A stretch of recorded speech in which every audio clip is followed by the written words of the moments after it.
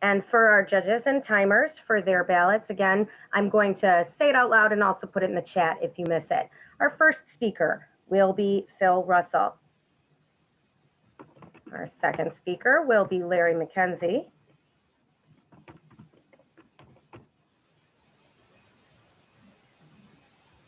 Our third speaker will be Moklis Raman. And our fourth speaker for the humorist will be Thomas Heldwine. Okay, so that's in the chat. Interestingly enough, we also did the drawing for the international since we could do the briefing all together. And interestingly enough, it's rather similar, even though they did watch me do the draw. Our first speaker for international will be Eric Schneider. Our second speaker will again be Larry McKenzie. And continuing, our third speaker will be Moklis Raman. Our fourth speaker will again be Thomas Heldwine.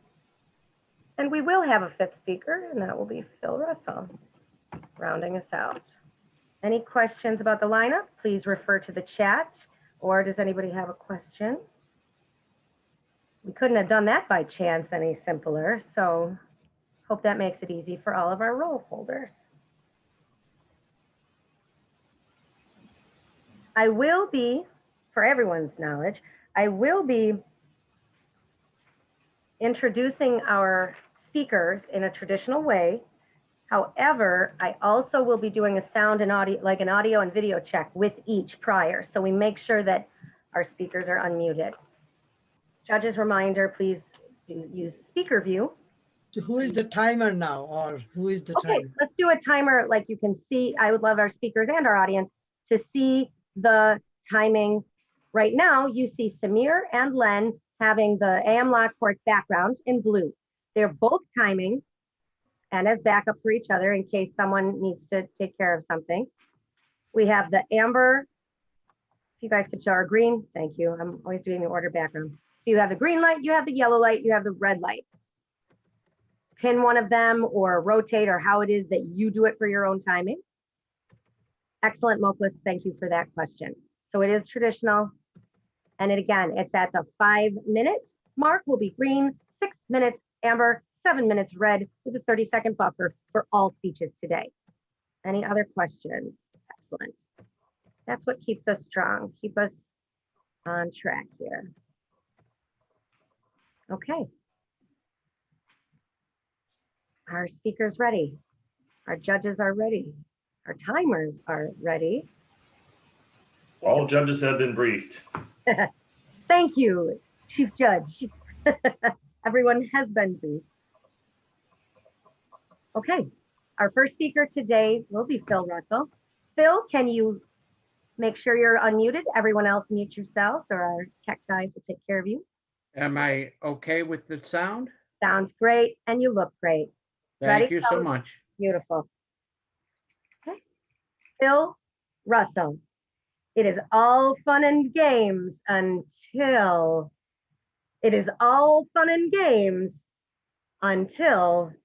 Phil Russell.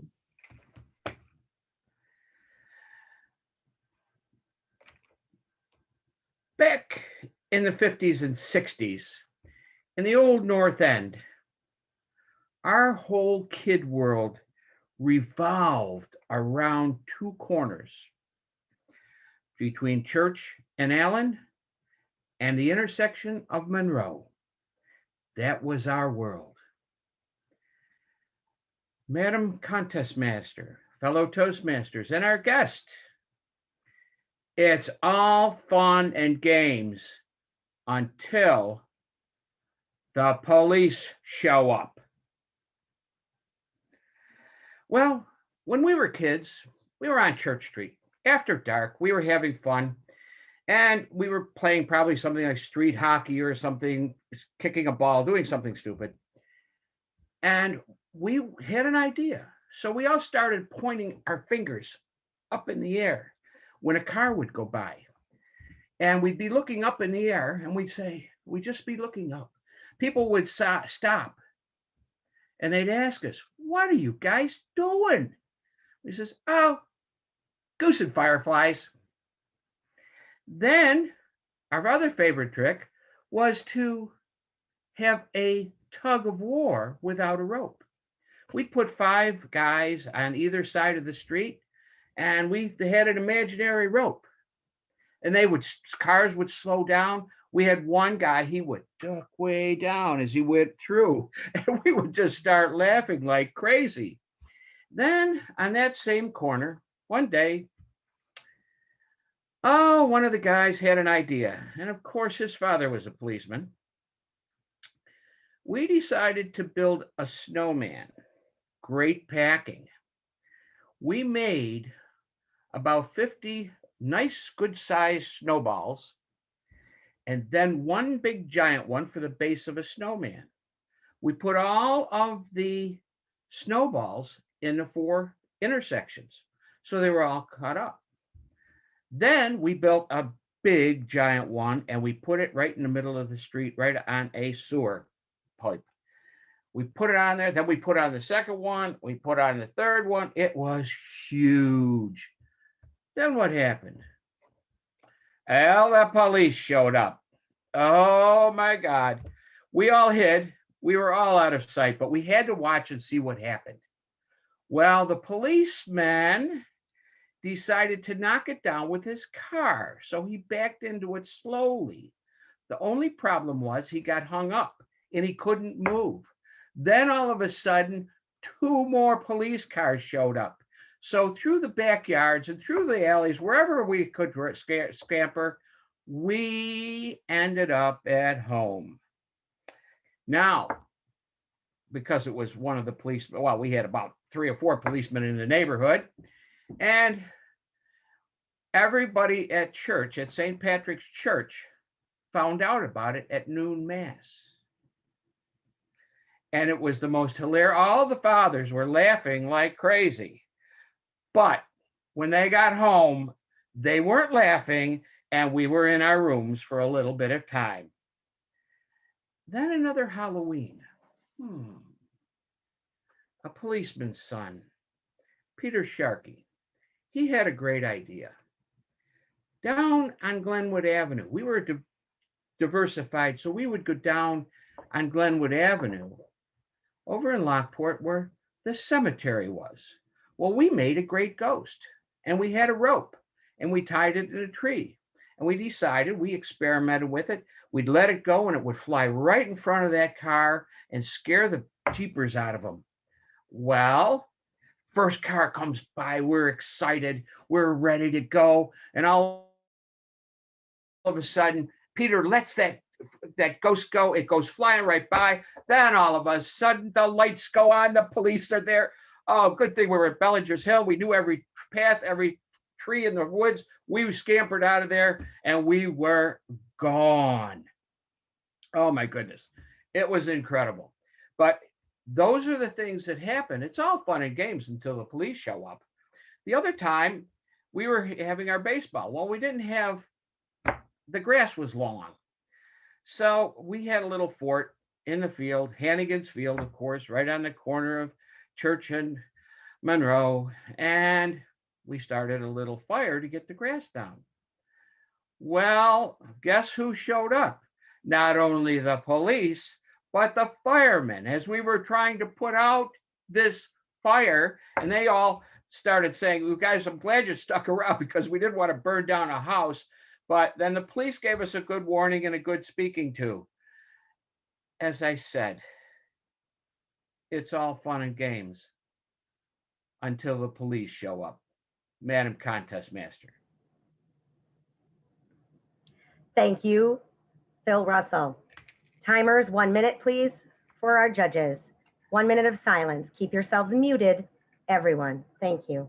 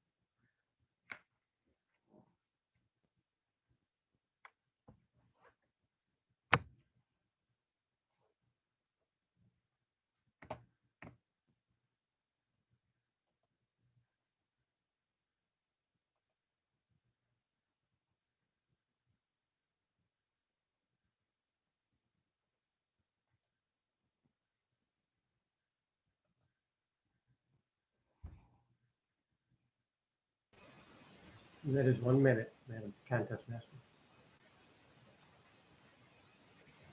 Thank you, Mr. Timer.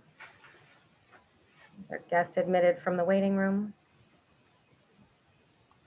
Okay. Moving on, our second speaker today. Okay. Our second speaker is Larry McKenzie. Larry, can you make sure you are unmuted? I am unmuted. Excellent.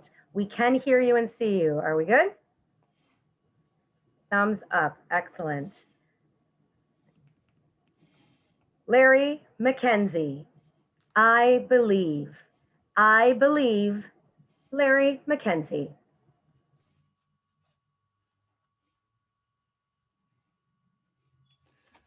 Do you believe?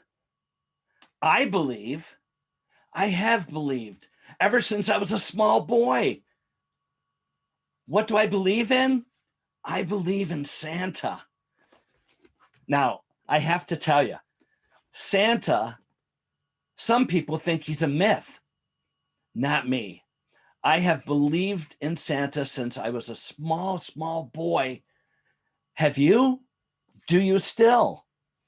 I have to tell you, growing up, I was an only child, and Santa didn't quite show up all the time. Do you know why? Because, I don't know. Maybe because I would see my mom and dad and they'd be wrapping presents and they put them underneath the tree. And then I'd get up in the morning after, well, actually I'd get up during the night and I'd go out and sneak and look and I'd be watching for Santa. And I never saw Santa. Why didn't I see Santa? I don't know. In the morning, I would get up and I would look at my presents and they were the same presents that I saw my mom and dad maybe putting underneath the tree when I was peeking. Were mom and dad Santa? No, couldn't be. I still believed that he was the big guy, you know, right over here, the guy with the beard and everything. Santa. Well, as I grew up, I decided he's going to stay in my heart. And what I did was I became a Santa's helper. How do you become a Santa's helper? Well, I had a friend, his name was Gene Gardai. And Gene called me up one day and he said, Larry, I need some help. My Santa is sick. Santa's sick? To the rescue. He called me. And so I said, I can help you. What do you need, Gene? He said, Larry, what I need you to do is I need you to come and help me at the mall. I'm taking pictures for Santa. Pictures for Santa? Yeah, you're going to play Santa. I'll take the pictures. Oh, you just have to help me for a day or two. Well, I started on Black Friday helping him. And then it was the next day and the next day, every day until Christmas Eve, 8 hours a day, I played Santa. There was troubles though, because I would come in after I'd worked that evening and then I'd go back in the next morning and Gene would be, Larry, we have 2 schools coming through today. Not a lot of pictures perhaps, but they're going to come through. So Santa'd be sitting up on his chair and with maybe 3 hours sleep. And the children would come through the line and they would come up and sit on Santa's lap and they would have an opportunity to say what they wanted for Christmas. There were times though that Santa, because he was so tired from working at the North Pole, took a little nap. Children would be sitting there and Santa would be asleep. Gene would come over and tap on Santa's leg and say, Santa, Santa. Oh, yes, yes, yes. I don't know what happened to me. Santa shouldn't be falling asleep, but it happened. Well, after that year, I decided maybe I should not be a mall Santa. What I started doing is I started going to people's houses and friends and helping them at Christmas Eve to celebrate when Santa would come. My first year after not going at the mall, I dressed up as in my Santa suit. It was nice and cold outside and snowy, and I had 4 houses to go to. I got out of my car, and the way that we had it set up, they would leave their presents. I would get them, put them in my sack, come to the door, knock on the door, ho, ho, ho, ring my bells. They would let me into the house. Very first house I went to, they let me in. The children are all excited. Santa comes in the house from the cold. I had my glasses on. What happened? My glasses fogged up. I couldn't see. And I had to go up 4 stairs to the top. I climbed up the stairs. They helped me into my seat. Santa sat down and the children came. And now there were 2 little girls and a little boy. Santa's glasses were all fogged. I couldn't see. I didn't know who was the girl and who was the boy. So I did the best I could. And that's what we all do. Santa does, because they still believed that I was Santa. I was Santa's helper, but I did my best. And you know what? There are times when my children, after I had children, I would still play Santa.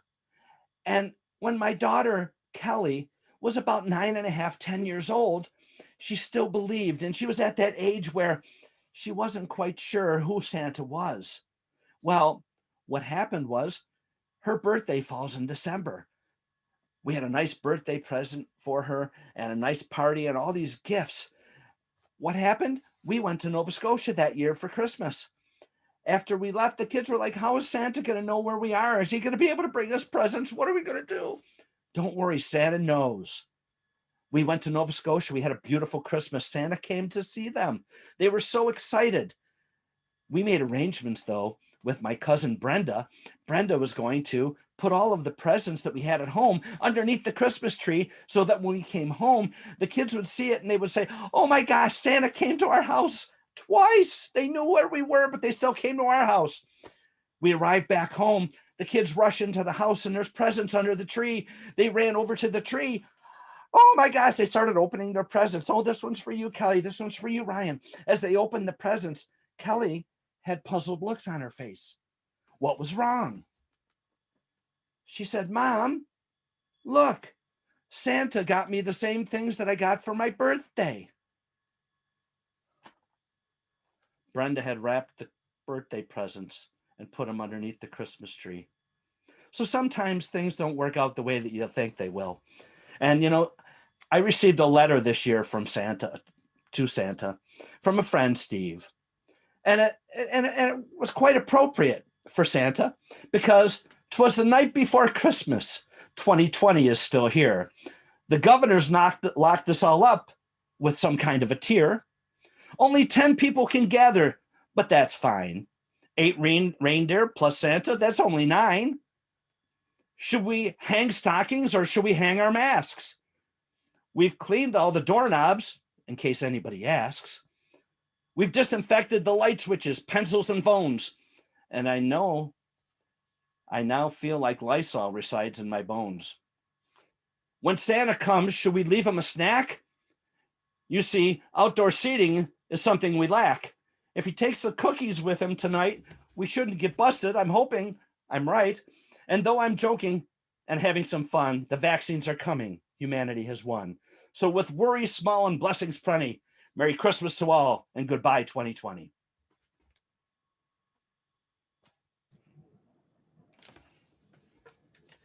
One minute silence, please.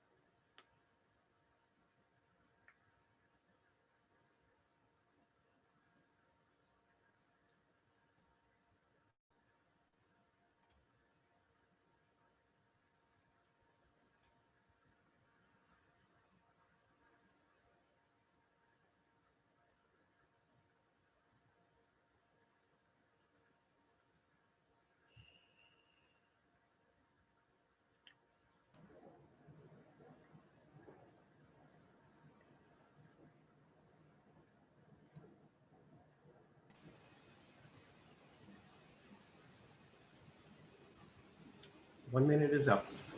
Thank you, Mr. Timer. Our third speaker will be Moklis. Let's do a sound check and video check. Moklis, Yes, I'm here. excellent. Switching to speaker view. Okay. Our third contestant in our humorous contest, Moklis Raman. 2 embarrassing episodes. 2 embarrassing episodes. Moklis Raman. Good morning. I guess I'm going to embarrass myself today by going back to 2 episodes in my life. They're both extremely embarrassing. Madam Contest Chair, my fellow Toastmasters, esteemed judges, and honored guests. Both happened with my customer, Hewlett Packard from Singapore. This happened in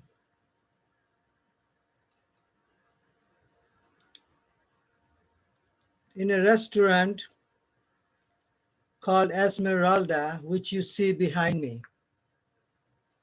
It's a fine Spanish restaurant. We were 20 of us partying.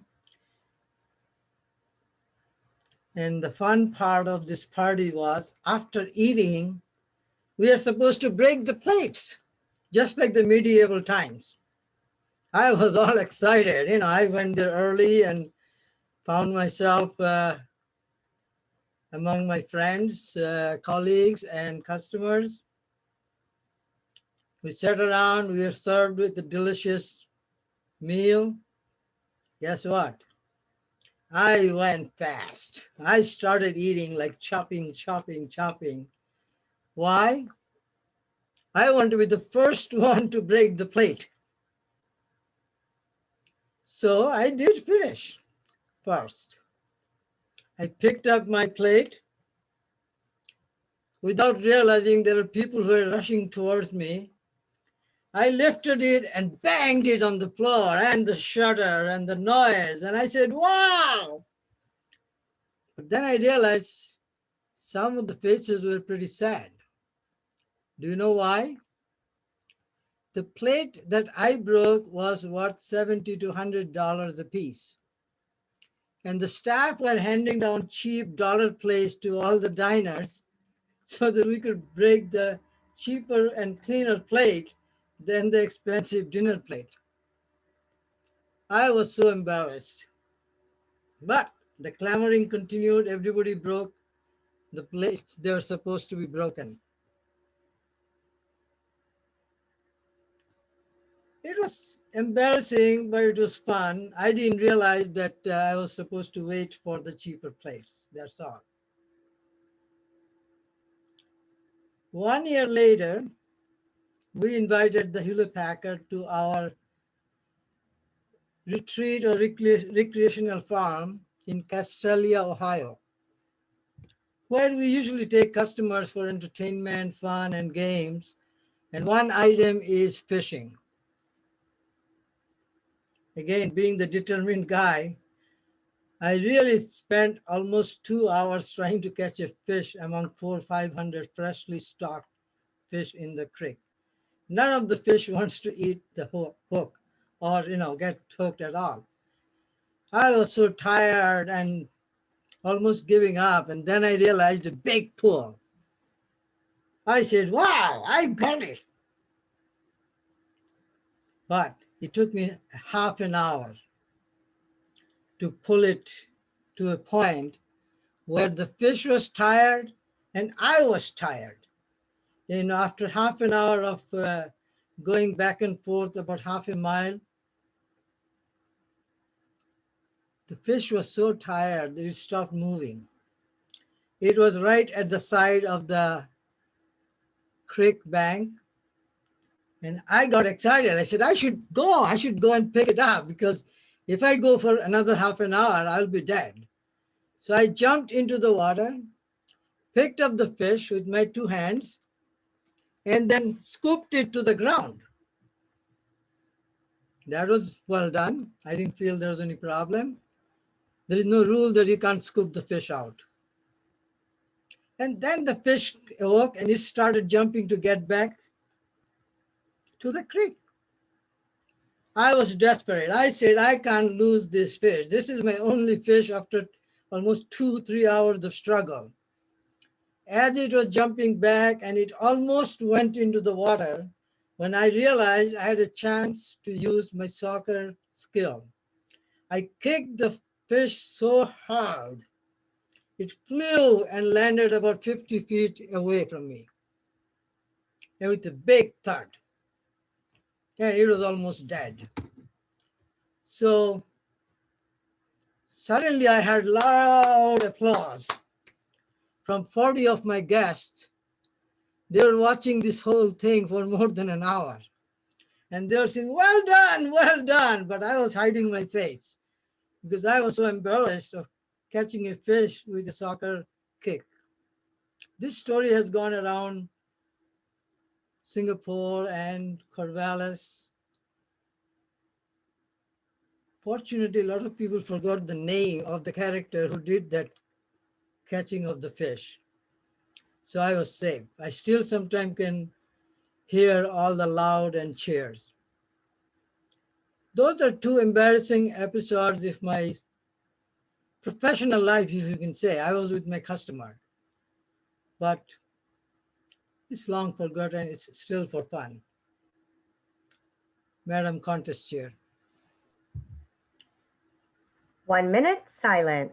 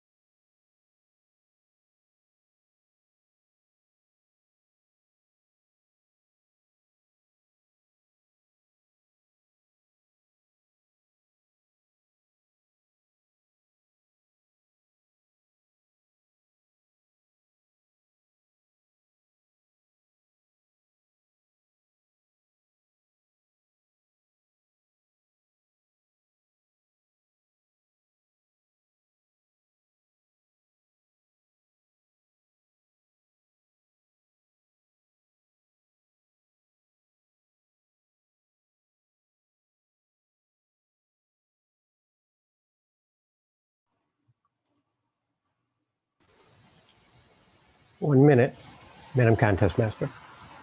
Thank you, Mr. Timer. Okay, let's do an audio visual check with Thomas. Video should be fine. Audio good? Excellent.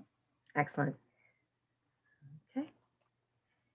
Thomas Heldwine, as seen on TV, by now.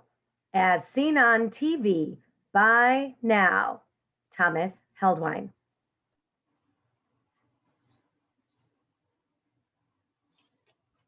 Don't change that channel. Don't click skip this ad. Don't close this video. I have a real secret that I can share with you that will affect every minute of the rest of your life. Do you have time? Just enough time for watching a movie every week? Maybe you don't have the time and you want to figure out how to better organize your life. Well, there's a secret organization that you will hear of, but maybe don't know where to find them. I'm going to tell you all about them and where to find them. One of the things that you'll learn is better skills. Have you ever been at a party and want to break the ice? Well, you can learn how to be a real icebreaker. Maybe you're already good at that. You can work on your pace or maybe even your tone. Maybe you need help when you're at work. Well, you're going to hear so much about leadership and leadership styles, you might even become an expert at it. Maybe you have to give presentations at work. Well, this organization will help you with that too. Many people that you probably know are already members and you're missing out. What you need to do is listen, and I'm going to tell you all the things and benefits you'll get throughout your life. We've already talked about parties and social interactions. Well, how about spontaneous conversations? A master of topics, maybe. Being able to come off and discuss a subject clearly. Control your pauses and your ums. Well, that may sound interesting, but what if I told you this could also be a financial boom? How would you like to be able to understand evaluations and feedback when you at work when you're being evaluated, and how to give it if you're a manager? Being able to know how to give hard criticisms, how to sandwich it so that the person can have a good experience and learn from your feedback and evaluations. You might be able to negotiate a better salary by remaining calm and not being as nervous. Well, that all sounds good. Well, there's even more. You want to be more knowledgeable? There's opportunities for research. Pick any subject, learn more about it, share it, and learn how to better organize your thoughts. Maybe that's helpful when you're discussing things with friends and family at work or just day-to-day life. How often do we get sidetracked? Well, would you like a mentor? Would you like all the other members of this organization to help you? They do, without even being asked. They give you all their insights and experience without even having to be asked. You know the poem that there were two paths and you took the path less traveled? Well, what if I told you that there are over 10 different paths in this organization? And that not only can you choose all of them and walk each and every single one, but you can do it in whatever order you want and at whatever leisurely or brisk pace that you want. And you're not even limited just to a small group of people. You can interact with several different parts of this organization. There are small clubs in your area, online, and all around the world. This organization has places that you wouldn't even think of as members. And you can be there and interact with other cultures. Learn more that way. There are distinguished members. And these members are a group, a very special group that you can work toward and join. What organization am I talking about? Well, if you're still with me and you're still listening, good for you, because I can tell you, the organization is Toastmasters International. All you need to do today is go to toastmasters.org, and you too can be part of this organization. Believe me, I'm speaking from personal experience here. It is the best and most life-changing experience that you can do in the same amount of time as watching a movie every week. So make the time, make yourself better, go ahead and reach out and find a local club, an online club, or any other method that you want to go down these paths. Join today. Check it out for free. You can visit several different clubs in your area or online for free before you even decide to join, if it's for you. No obligation, no pressure. Thank you for watching. Hopefully, you go to toastmasters.org.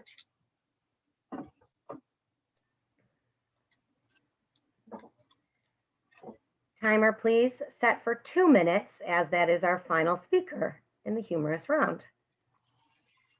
2 minutes silence.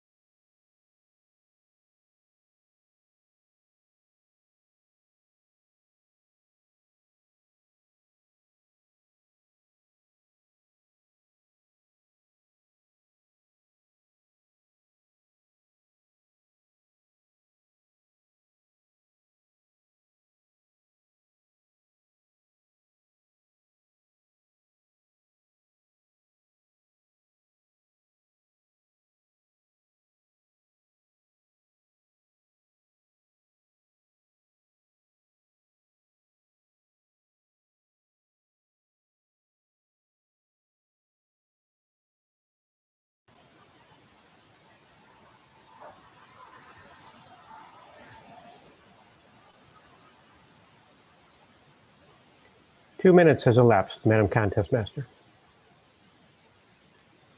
Thank you, Mr. Timer. In typical meetings, we might have a break at this point, but we will not. We will roll into the international and tabulate at the end of both contests. Okay. Our contestants, again, we listed in the chat in order. Our first speaker will be Eric.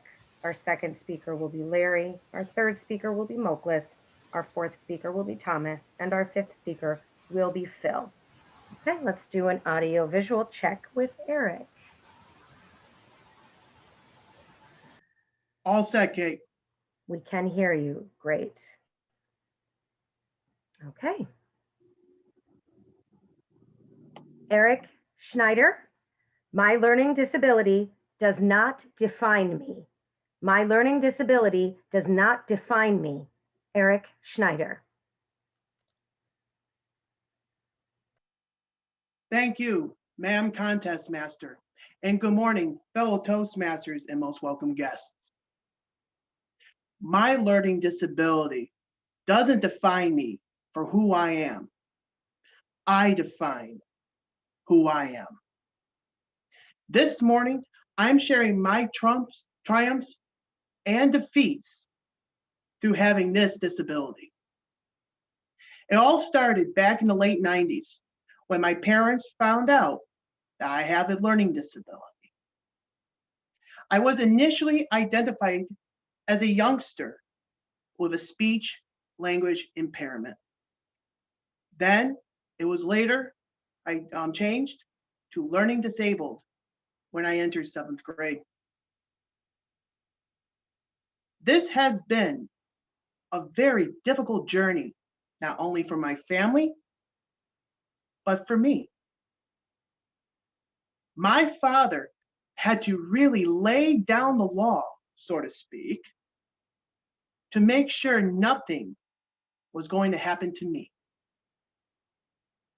I've been through doctors, I've been through speech therapy, I've been through special education classes from 5th grade to 8th grade. The teachers didn't think I was going to make it, but I pushed myself.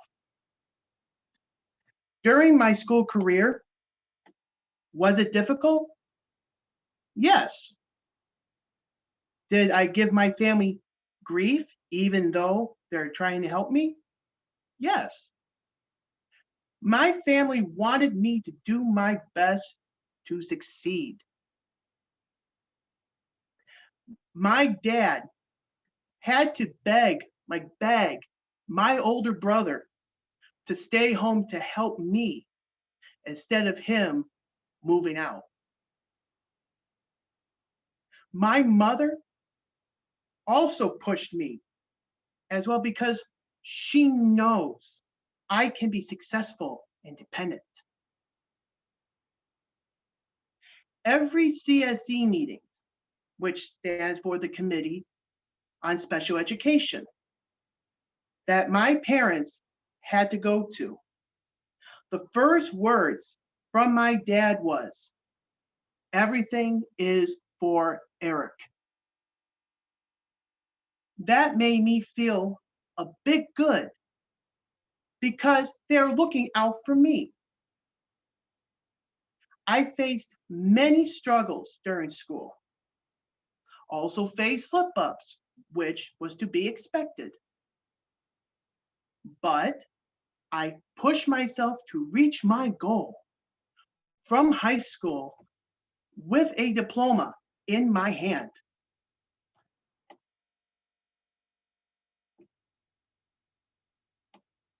I have overcome my learning disability. I did it through having my own responsibilities, which includes having an apartment, a car, and having a full-time job being a housekeeping foreman. I also give a lot of credit to Toastmasters. I've been a Toastmaster for almost 5 years. I held officer roles like Sergeant at Arms, Secretary, VP Membership, VP PR, Vice President of Education, and Club President. My friends in Toastmasters have seen my improvements and helped me keep me going. Toastmasters is a family that I am proud to be a part of. We encourage each other to always strive to improve. Everyone can become better speakers, listeners, and leaders no matter their abilities. I can't imagine life without being a part of Toastmasters. This disability gave me a choice: road to failure or road to success. I took the road to success. There is a saying that we still use in our society today: the sky's the limit. In conclusion, my learning disability doesn't define who I am. I define who I am. Ma'am Contest Master.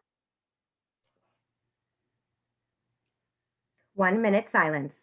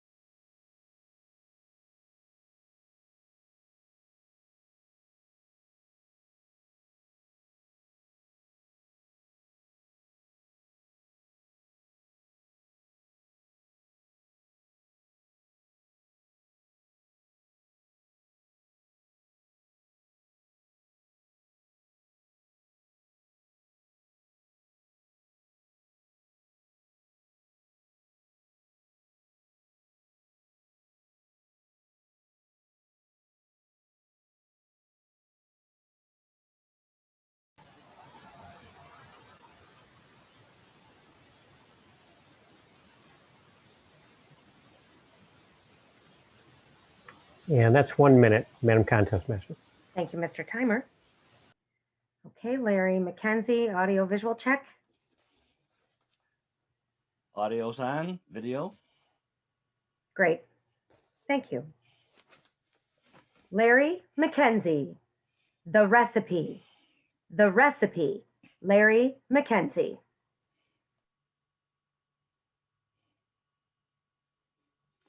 Were you ever awakened out of a deep sleep? I have. When? I'll tell you. When I was a young boy, I was in Nova Scotia. I used to spend my summers there.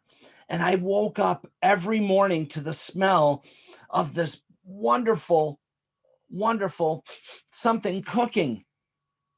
I wish you were with me, because when I would wake up, I would come down the staircase and I would come into the kitchen and I would say, Nan, what's cooking? And she would say, good afternoon, boy. Good afternoon, Nan. But it's only 10 after 8. And she said, exactly.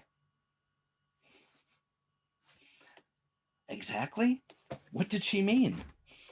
Well, Nan was a fantastic cook. She used to have all of these recipes in a little book like this. It was a black notebook. And she would write down her recipes. And I wanted to know so much about what she did and how she did it. So I said, Nan, can I help you? She said, sure, boy, come on. So we went into the kitchen. She said, okay, we're going to be making banana bread. Open up my book to my banana bread recipe. Follow along. So I'm following along and I'm reading, and it says a pinch of salt. Nan, how much is a pinch of salt? Just follow the recipe, boy. Flour. It says just add flour until you'll know it's enough. What do you mean, Nan? She said, you'll know when it's enough. When the spoon stands up, that's when it's enough. Well, I didn't quite understand Nan's recipes, but obviously they worked because her food was delicious. People used to come from all over town just to see her, and she would feed everyone because she was known as the cook.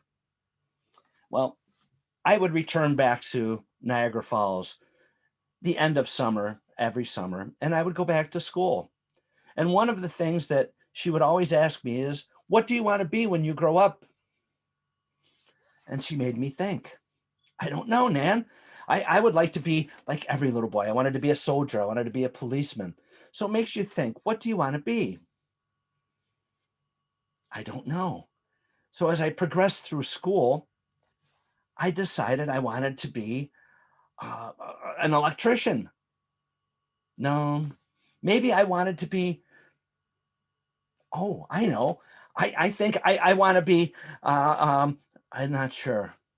Did you ever have that problem where you weren't sure exactly what you wanted to do and how you were going to get there? Well, I've had many jobs throughout my life. My first job was at a bowling alley. Then I worked at Tops. From Tops, I went to work at a place called Airco Carbon. Airco Carbon, they made carbon for steel mills. From there, I bought a tavern. Why would you buy a tavern? I was 21 years old. Why not?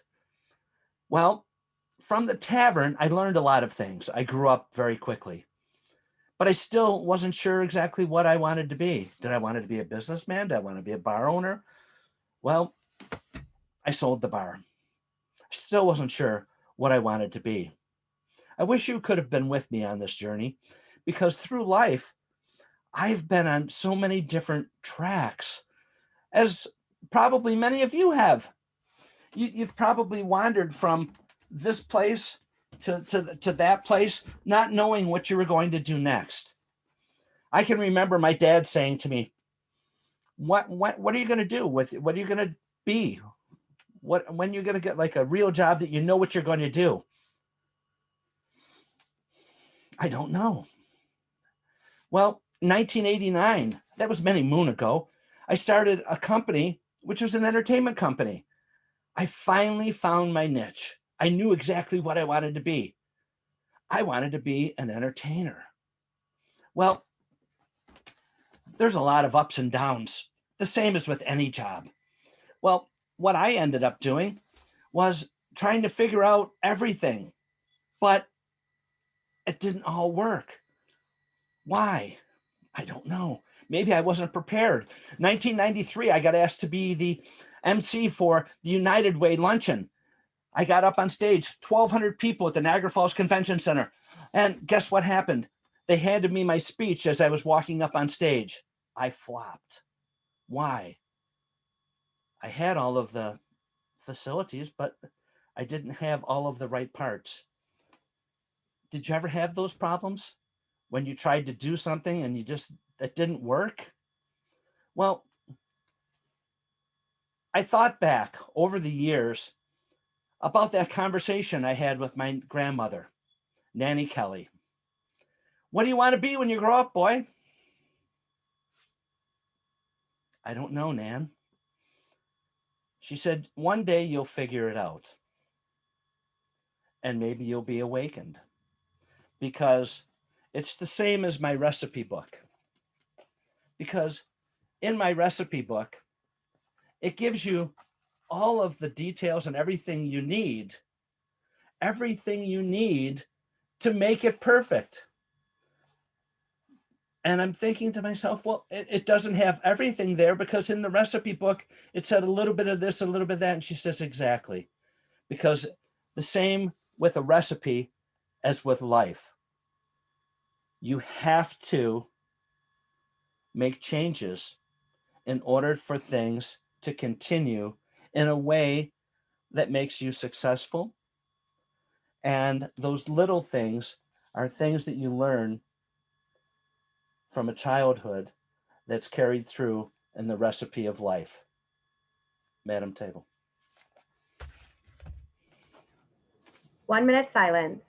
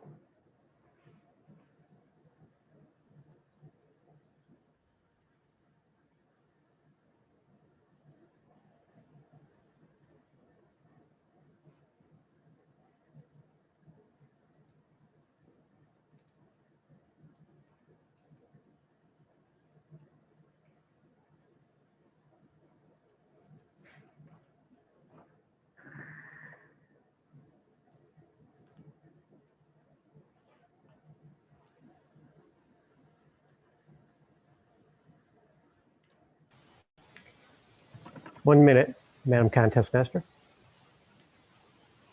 Thank you, Mr. Timer. Our third speaker, let's do an audio visual check with Moklis. I am ready. Okay, great.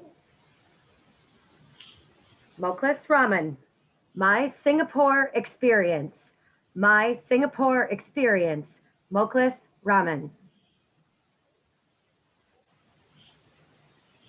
Good morning. How many of you like to travel? And maybe a quiz. How far is Singapore from Niagara Falls? The answer is 9,367 miles from Niagara International Airport.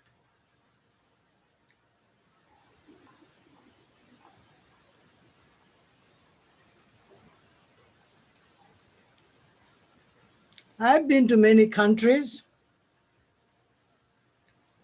in Europe, Asia, America, Caribbean islands, and South America. My best experience to date has been my 3 years in Singapore. Madam Contest Chair, fellow Toastmasters, judges, and honored guests. Why? It's a fascinating country to see in action of progress and prosperity due to hard work and honesty. It was founded some 40 years ago and became independent from Malaysia and has quadrupled its standard of living. It has 3 major ethnic groups living harmoniously. I believe the largest is Malayas. Second large group is Chinese. And the third group is relatively small, but still significant, is Indians, especially from South India. As some of you know, Kamala Harris, our Vice President-elect, her mother came from South India. It's a great place of a lot of high achievers. How did it happen for me? Well, at workplace, I was offered a promotion and a good pay raise that I declined. Luckily for me, the Singapore assignment came to me, and I was happy and excited for the work and for enjoying a different culture. So let me ask you, what makes a country great? Its people, places of attractions, and of course, food and accommodations. Singapore is a great destination for businesses because of its friendly and efficient workforce, as well as a very supportive government. They're very friendly, hardworking, and honest. It was easy to recruit good quality talent, and you don't have to watch them every moment to get the best. Number 2, it's a very clean country. Some of you may know you cannot chew gum in Singapore. Do you know what happens if you chew gum? You get caning. And even the American government could not stop the process of punishment. Police are everywhere, mainly for preventing and stopping crime. In my 3 years, I stayed in the best of the hotel, like the Shangri-La 5-star at the city center. Also spent some significant portion of time at the Shangri-La Sentosa Island Resort, which is on a beach that you see in my background. I could wake up to the sunrise and watch the sunset walking on the beach. It was super. A second attraction for me in Singapore was the Botanical Garden. It also houses the world's best orchid, in my humble opinion. I used to go there almost every day, if not once a week. By the way, it is right across from the US Embassy. So it's a nice place and only a mile from my hotel. In Sentosa, I enjoyed two other things that were very interesting. One is a koi pond with about 5 to 10 pound koi fish of 3 to 500 of them. I don't know if I can share it. I hope all of you know what a koi fish is. It's those carp with colorful backgrounds around them. Some of them are very expensive, maybe $50,000, $100,000, but most are about $1,000. And you could feed them with your hand. They would come and just like a goat or small animal, it can be fed from your. The second thing that I enjoyed in Singapore or in Sentosa was a colorful water fountain show that happened every evening for almost an hour. And I thought that was fun.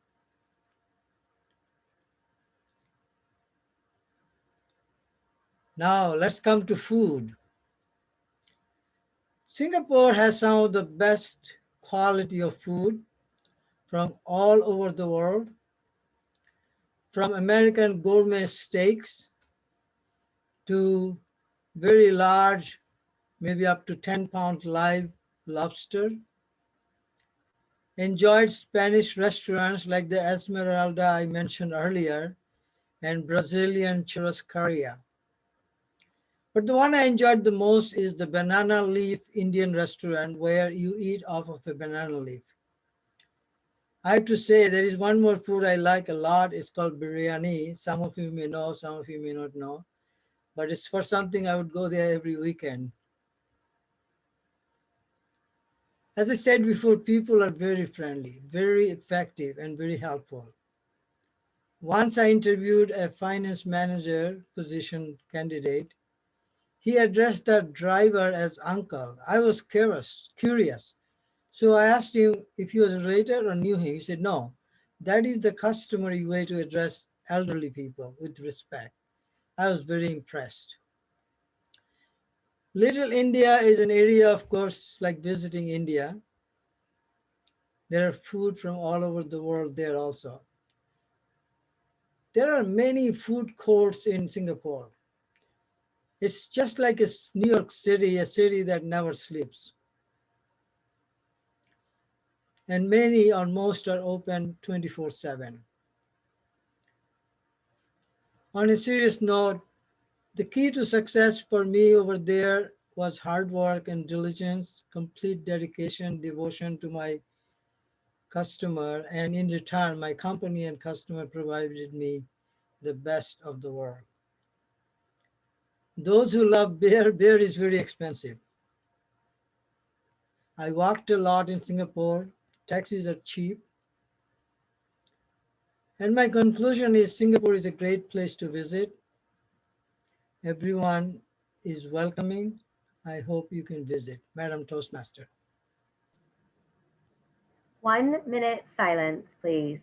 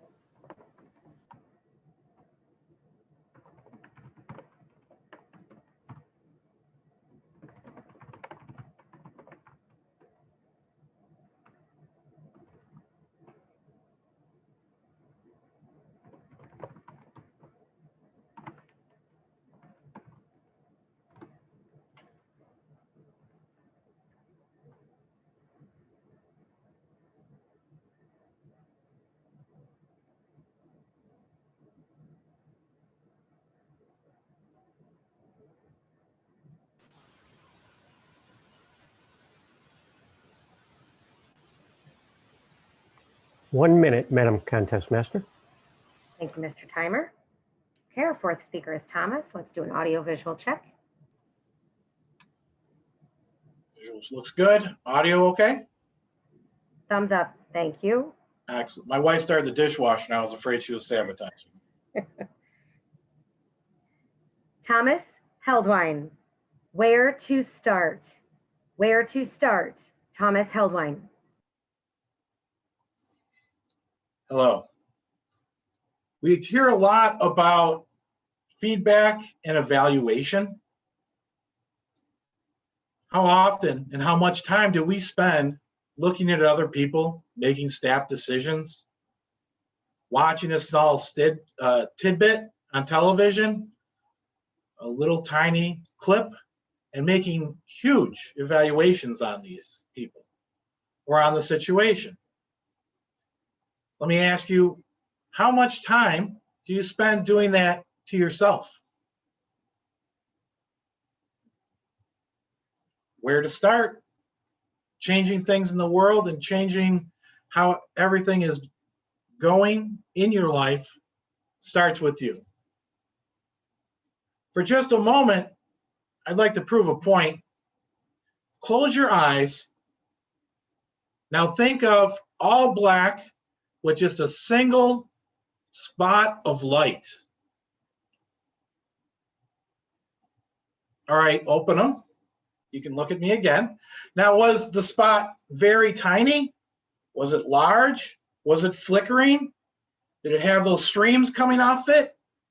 If I went through everyone who hears this speech, everyone will have a slightly different answer. That's because we're all unique. So working on yourself, I'm going to talk about it, whether you like an atom, and doing feedback and evaluation on yourself. Well, an atom has a small little core, and you can remember that there's a small little core at the very center. It's the same density as a black hole. Matter doesn't get any more compact than that. You are that spot of light. You are unique. So how do you start your self-assessment? Well, there's a great thing called emotional intelligence. You can look at the why you did something, but it's more important to ask yourself, because it's evaluation and feedback. You don't care about the past so much. You can't change that. You want to move forward and think about, what can I do? So concentrating on the why will bring you into depression and a dead-end road. You want to ask, what can I do? Well, the first thing is look at your immediate physical self, emotional self, spiritual self, and do an honest self-assessment, asking yourself, what can I do to improve each one of these? What do I need to work on the most? And then the very first shell outside of the nucleus of an atom is called the S shell. It only can contain 2 electrons. That's all. A very, very small amount of electrons. So only hydrogen and helium. Well, the nice thing is, once you move out to that first shell, and we're going to go ahead and draw that, the first shell is fairly close to the center. It's everything close to you. If you own it, you can fix it. It's yours. You can make your bed. You can tidy your kitchen. You can go through your finances and balance your checkbook. You can work on your physical health. You can get medical checkups. You have all these opportunities. Well, where do you go from there?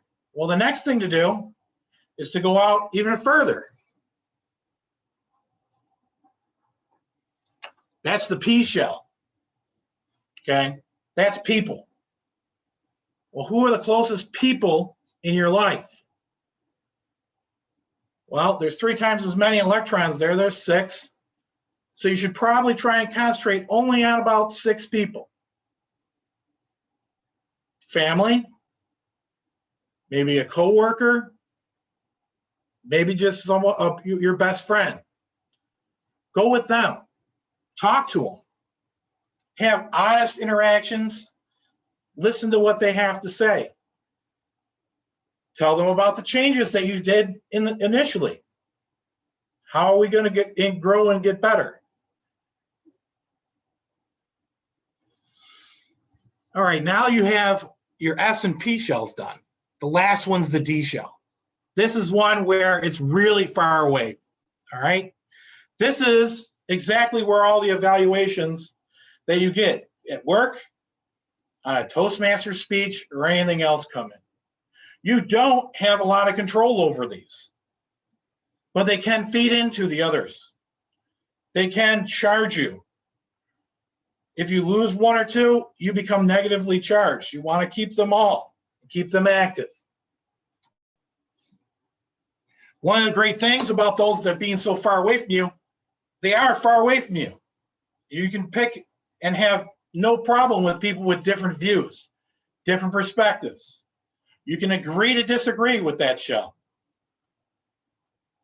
You can't really affect it as much as you can the inner shells. So where do you start? You start with the nucleus and work your way out, and you will be a complete atom.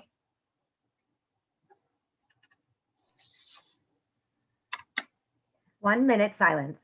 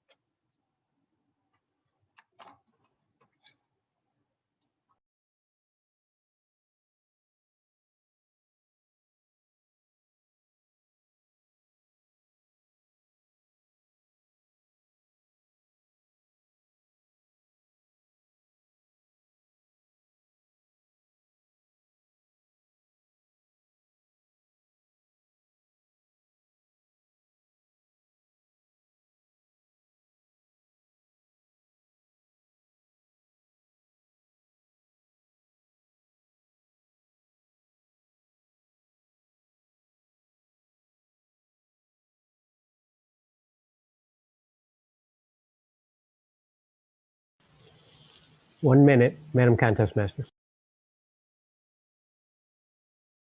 Thank you, Mr. Timer. Okay. Speaker number 5 is Phil. Let's do an audio visual check, please. Unmute yourself. How are we doing on that? How's that sound? Sounds good. Thank you. We okay? Good. Okay.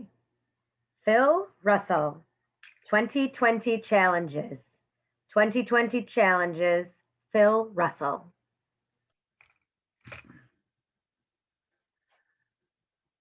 Born in 1947. That classifies me as an old coot. That is the first half of the last century. So I'm an old coot. And 2020 started out pretty good. Newly married, remarried, doing things I want, doing some substitute teaching. I love teaching elementary school. It was fun. I was working in finance. I loved it, working with people. It was great.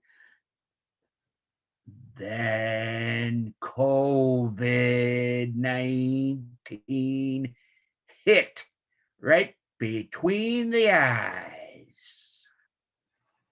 Madam Contest Master, fellow Toastmasters, guests, and all you people out there. Technology, what a challenge, especially for old coots. Old coots, well, first the phone came in. The phone.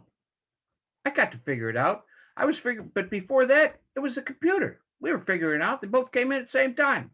I figured it out. I was working with MetLife. I had a cell phone. It was about 20 pounds. I carried it around over my shoulder. I had a laptop computer. I'd carry it around in a suitcase.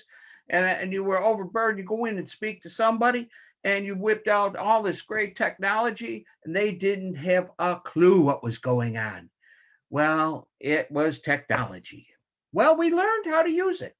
The phones went to the 15 pounders to a really nice little smartphone. Works great. Except that when you use the computer and the phone at the same time, it gets a little confusing. In fact, I just got a call from my son. He'll call me back later, but it was confusing. Now with COVID, Toastmasters, Zoom. How great is that? First time I used Zoom, I used the phone. It was cool, but I was very distracting because I was moving it around, doing all kinds of things. I could only see one person at a time. Then I learned how to use the computer with Zoom. Now I can see every one of you if you are on, if you have your video on.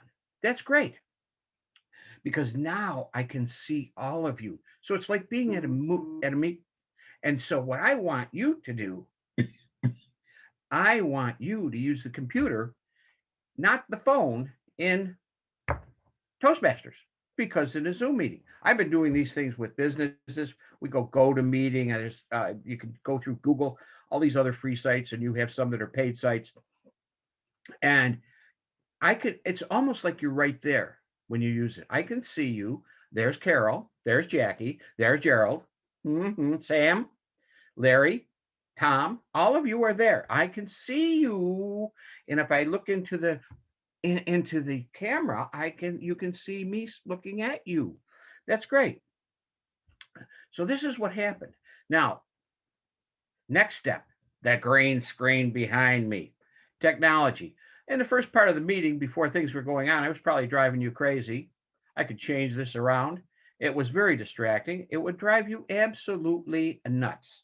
But then I learned how to block you out, then bring you back. Wow, isn't that something? It was great. It's now I'm learning something new with the help of my wife. She got me the green screen. I have a light right in front of me. That's why you can see me a lot better rather than using the orange light over here that makes me an orange man. I can change this light. It's hooked right through the computer, and I can do all of this stuff. Now, that's the technology challenge of 2020. Now we get into the masks. Well, the Chinese brought us the COVID. Well, fortunately, they also brought us the masks.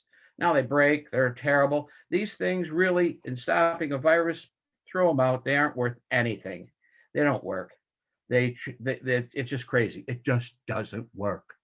Now, but I have a sister, a nurse, and she is in quilting and she makes masks. How about this one?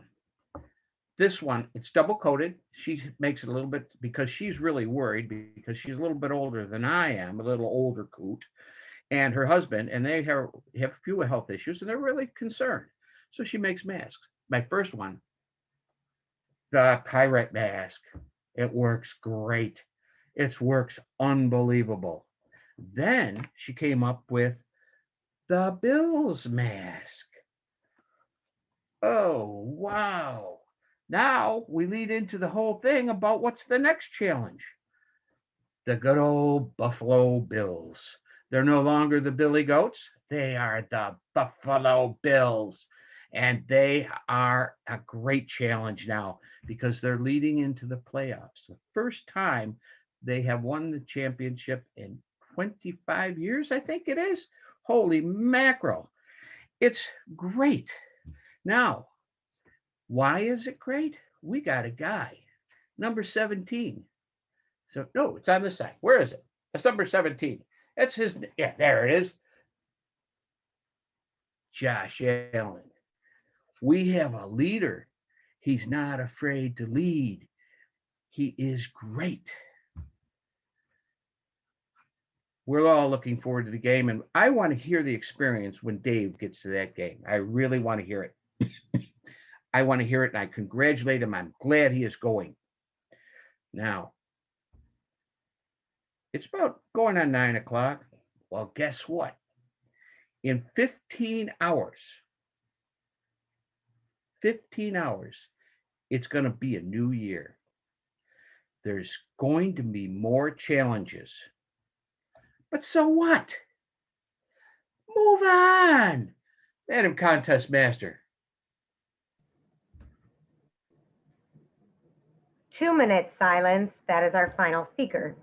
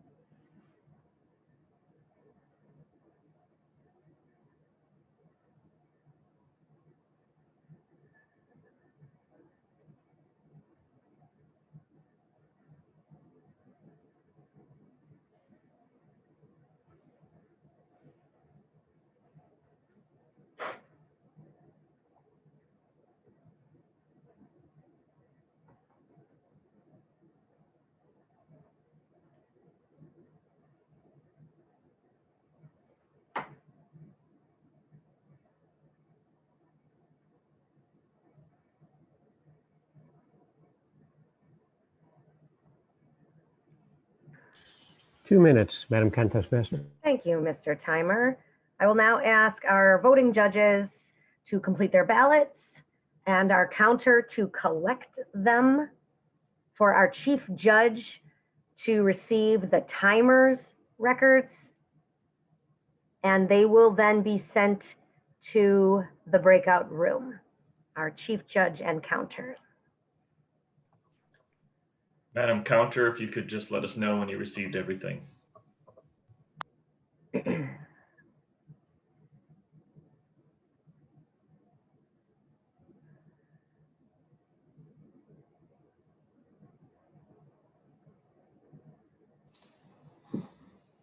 Contestants, Madam Contest Master, I just wanted to wish you all good luck. You all did fantastic today. I have to run, and I will see you all in the next weeks.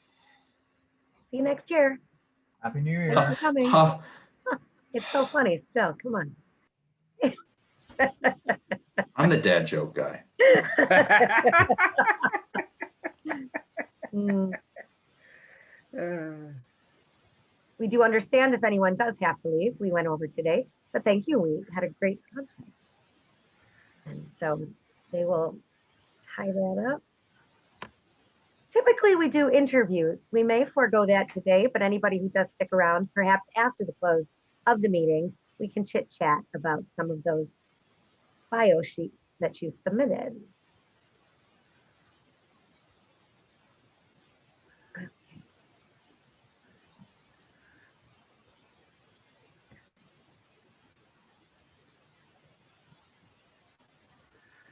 Zoom speech. That was my Toastmasters stuff.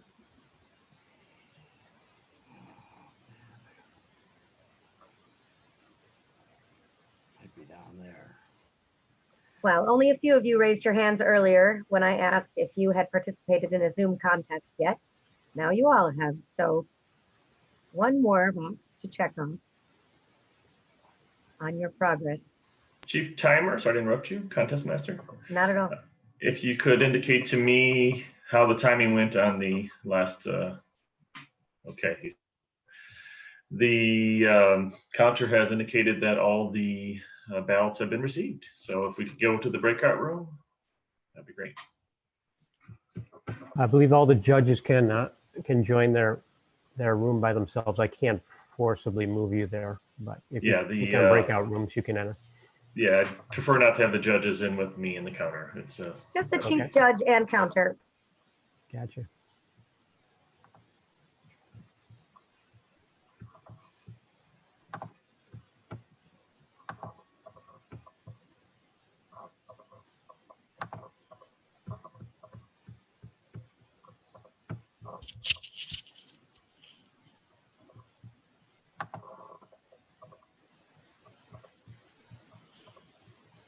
Okay, while they're moving them over there, I would like to welcome our guests again.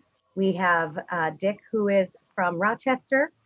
Are you on, Dick, still? Thanks for attending today to our contest. I don't know if he's still right there, but we also have, oh, good, Yeah, there I'm you here. are. Thanks, Dick. Yeah, What did I you enjoyed think it. about 'Cause our meeting today? I had to run my own area contest in February, so this is a good experience watching a club contest. Well, thank you. If you have suggestions, please let us know, or questions, reach out anytime. Well, I've certainly enjoyed all the speeches.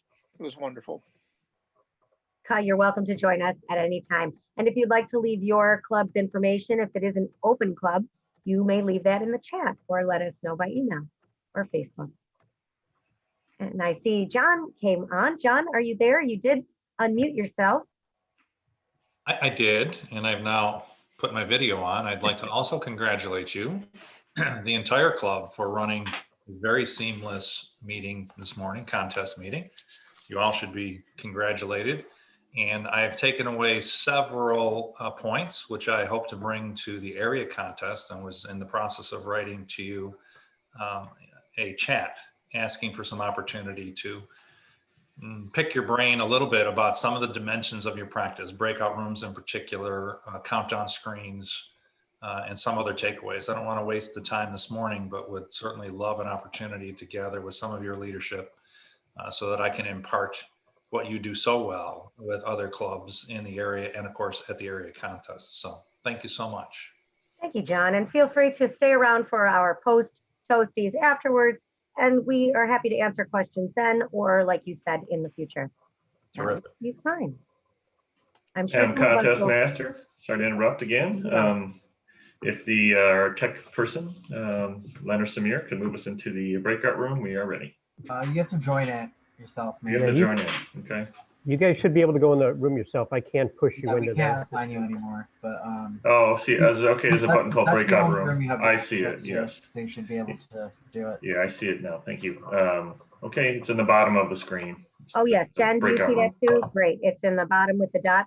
That's a good lesson for all of us, because even when we did the practice yesterday, I don't think that that's exactly how it worked. The changes of Zoom, it's Yeah. upgrading okay. or updating all the time. So now, like Len said, you join yourself. I also didn't see that. Yeah, we have Jen and Dr. Stevens in the judges room now. Fantastic. And So they are Tom with Moran, who Okay. missed it I before. don't think it will take too long. So like I said, I don't think we'll do the interviews today, but I know we also have members who didn't have roles. I thought it was great that you came as audience. And I want to say, I think best hat goes to Carol and David and Jen. She's out now, but nice hats, folks. Thank you for getting into the spirit. That was much appreciated. Any questions about today or next year? The schedule for next year, for anyone who didn't see it, the day before Christmas Eve, I did put out the Q1 schedule by an email. I will update it onto our website this weekend. So if you have any changes or you need to be out of town, thank you to those of you who did already send me updates or corrections. I tried to rotate everything around from this past quarter, but if you need to reach certain goals or need to make changes, that is something we can accommodate, of course. So I put that out in an email on a spreadsheet format. So take a look or let me know if you need that again. And please let me know again by this weekend. We'll get that up on the And website. Toastmaster for next week is Dr. Gerald. Thank you. Our Toastmaster is Dr. Stevens, and I would have to look to see who our speakers are. I don't think any of them are actually here, so I will confirm. that they're situated. Katie, I had a question. On January 1st, does the tentative schedule become the official schedule then? If I change it correctly, I suppose. Is it on the same countdown clock as New Year's Eve?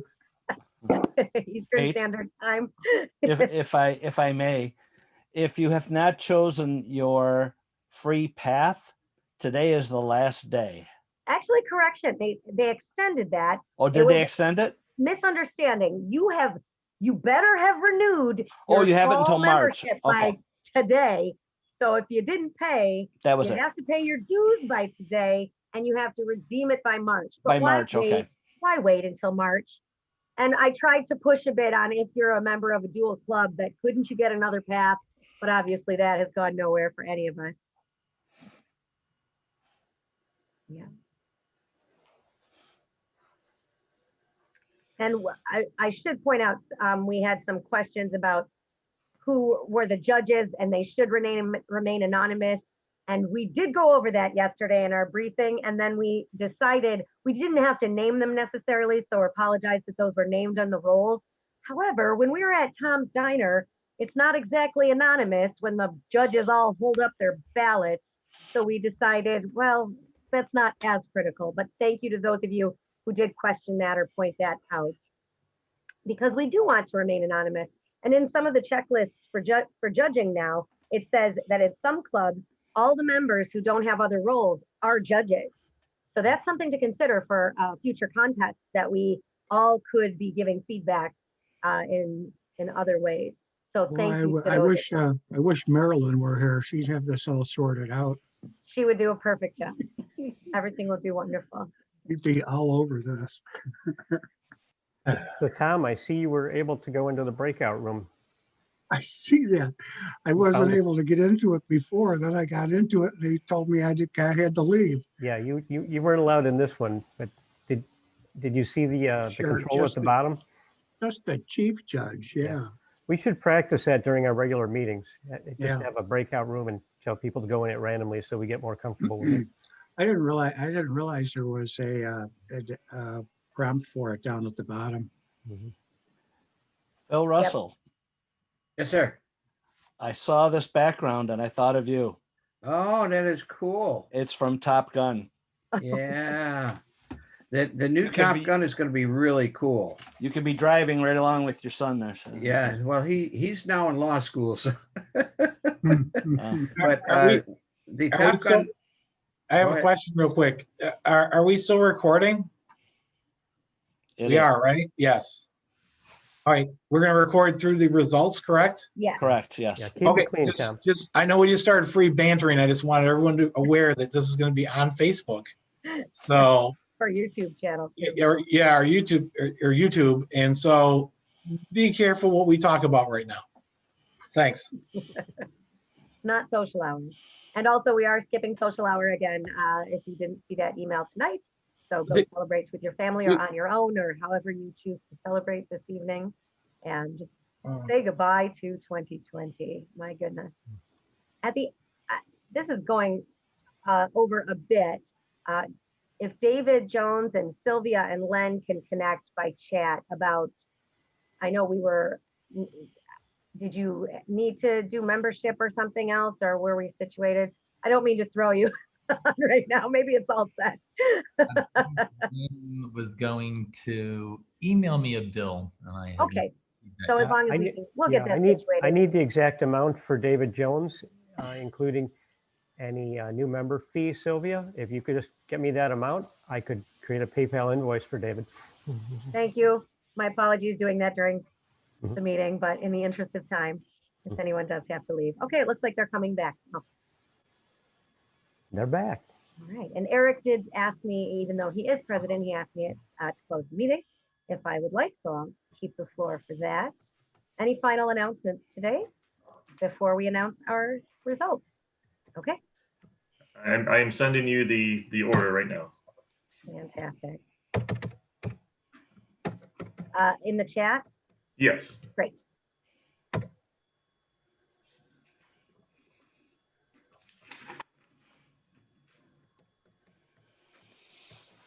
And Kate is going to be personally dropping off trophies, right, Kate? Oh, yeah, hand delivering trophies and medals next year sometime.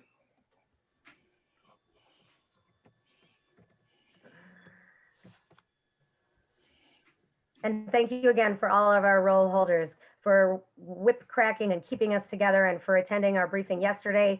Those of you who came and our contestants again, much appreciated. And we will roll into our announcements of our winners. We will start with our humorous contest. And our third place winner today is Moklis Rahman. Moklis, third place, fantastic. Our second place, Phil Russell. Phil Russell, second place. Great job. And our first place winner in the humorous contest is Larry McKenzie. Larry will represent our club when moving on to the area. And I'm not sure when that is. Do any of our officers know, or maybe John, if that has been decided in March, perhaps? No, actually, the area contests are going to be held throughout the month of February. And we're going to be having an area meeting that might settle on a date as early as February 6th. Ooh, fabulous. Well, you keep us posted. And so again, if our winners can't compete on those days, then the second place winners and so on would represent our club instead. And we had a disqualification because of time on the international. And then I will move into the announcements. Our third place winner is Thomas Heldwein. Thomas, third place. Our second place winner, Eric Schneider. Eric Schneider, second place. And our first place winner, Larry McKenzie. Larry McKenzie in first place. Well, sir, you will represent us if you choose and are able. And thank you again to all our contestants and to all of our role players. You're welcome to stay longer, but let's conclude this meeting. It might be a record-setting 8:55. Happy New Year, everybody. See you soon. Or stay on if you like. You may unmute your